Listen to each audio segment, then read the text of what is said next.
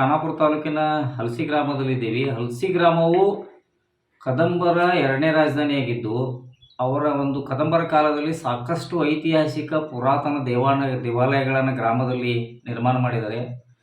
ಅದರ ವಾಸ್ತುಶಿಲ್ಪಗಳು ಮನಮೋಹಕರವಾಗಿದ್ದು ಮತ್ತು ಅತ್ಯಂತ ರಾಜ್ಯ ಮತ್ತು ಕೇಂದ್ರ ಸರ್ಕಾರಗಳು ಈ ಒಂದು ಗ್ರಾಮವನ್ನು ಪ್ರವಾಸಿ ಕೇಂದ್ರವನ್ನಾಗಿ ಘೋಷಣೆ ಮಾಡಿದ್ದರಿಂದ ಈ ಒಂದು ಗ್ರಾಮಕ್ಕೆ ಸಾಕಷ್ಟು ಪ್ರವಾಸಿಗರು ಪ್ರತಿನಿತ್ಯ ಬರ್ತಾ ಇರ್ತಾರೆ.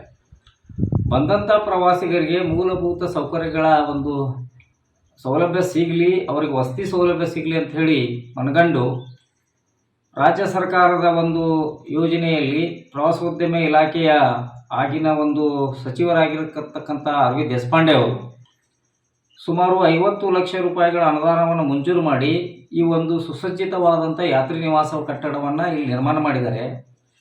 ಕಾಮಗಾರಿ 2012-13ನೇ ಸಾಲಿನಲ್ಲಿ ಮಂಜೂರಾತಿಯನ್ನು ಪಡ್ಕೊಂಡು 15ನೇ ಒಂದು ಇಸ್ವಿಯಲ್ಲಿ 2015ನೇ ಇಸ್ವಿಯಲ್ಲಿ ಈ ಕಾಮಗಾರಿ ಪೂರ್ಣಗೊಂಡರೂ ಕೂಡ ಇದು ಲೋಕಾರ್ಪಣೆ ಆಗಿರ್ಕಿಲ್ಲ.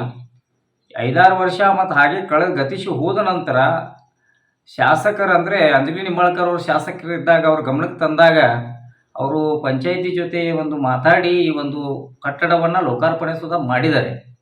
ಆದರೆ ಇಲ್ಲಿ ಪ್ರವಾಸಿಗರು ಉಳ್ಕೊಳ್ಳಿಕ್ಕೆ ಬೇಕಾದಂಥ ಬೆಡ್ಗಳ ವ್ಯವಸ್ಥೆ ಈ ಒಂದು ಕಟ್ಟಡದಲ್ಲಿ ಇಲ್ಲ ಮತ್ತು ನೀರಿನ ವ್ಯವಸ್ಥೆ ಕೂಡ ಇಲ್ಲ. ಮತ್ತು ಈ ಒಂದು ಕಟ್ಟಡದ ಒಂದು ಮೈದಾನ ಭಾರಿ ವಿಸ್ತಾರವಾದಂಥ ಮೈದಾನ ಮತ್ತು ಪ್ರಕೃತಿಯ ಸೊಬಗಿನಲ್ಲಿ ಈ ಒಂದು ಕಟ್ಟಡ ನಿರ್ಮಾಣ ಆಗಿದೆ.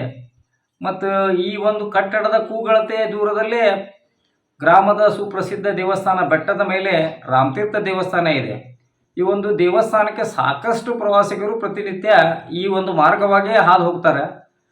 ಬಟ್ ಇಲ್ಲಿ ಉಳ್ಕೊಳ್ಬೇಕು, ಈ ಪ್ರಕೃತಿಯ ಸೊಬಗನ್ನು ಸವಿಬೇಕು ಮತ್ತು ಇಲ್ಲಿ ಒಂದು ವಾಸ್ತವ್ಯವನ್ನು ಮಾಡಿ ಈ ಒಂದು ವಾಸ್ತುಶಿಲ್ಪವನ್ನು ತಿಳ್ಕೊಳ್ಬೇಕಂತೇಳಿ ಏನು ಪ್ರವಾಸಿಗರು ಬರತ್ತಾರ, ಕಟ್ಟಡ ಇದ್ದರೂ ಕೂಡ ಅವರು ಅದರಿಂದ ವಂಚಿತರಾಗಕತ್ತಾರ.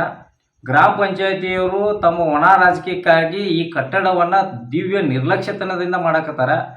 ಗ್ರಾಮದ ಸ್ಥಳೀಯರೆಲ್ಲರೂ ಕೂಡಿಕೊಂಡು ಈ ಒಂದು ಕಟ್ಟಡವನ್ನು ಒಳ್ಳೆ ರೀತಿಯಾಗಿ ಜನರಿಗೆ ಉಪಯೋಗ ಆಗಬೇಕಂತೇಳಿ ಗ್ರಾಮ ಪಂಚಾಯಿತಿಗೆ ಹಲವು ಬಾರಿ ನಾವು ಸಂಪರ್ಕ ಮಾಡಿದರೂ ಸಹಿತ ಯಾರೂ ಕೂಡ ಈ ಕಡೆ ಗಮನ ಹರಿಸ್ತಾ ಇಲ್ಲ. ಕಳೆದ ತಿಂಗಳಲ್ಲಿ 17ನೇ ತಾರೀಕಿಗೆ ಏನು ಗ್ರಾಮದಲ್ಲಿ ಒಂದು ಜಾತ್ರಾ ಕಾರ್ಯಕ್ರಮ ಇತ್ತು, ಆ ಜಾತ್ರಾ ಕ್ರಮಕ್ಕೆ ಶಾಸಕರು ಬಂದಿದ್ದರು. ಶಾಸಕರ ಗಮನಕ್ಕೆ ಕೂಡ ಈ ವಿಷಯವನ್ನು ತೊಗೊಂಡು ಬಂದೇವಿ.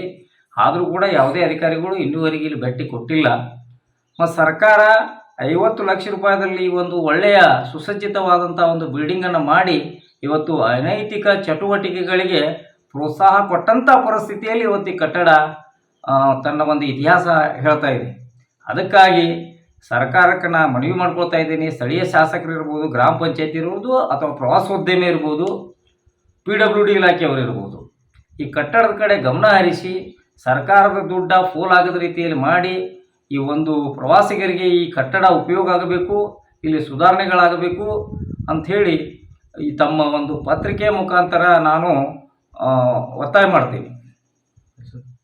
ಪರಶುರಾಮ್ ಮಾದಾರ್, ಹಲಸಿ.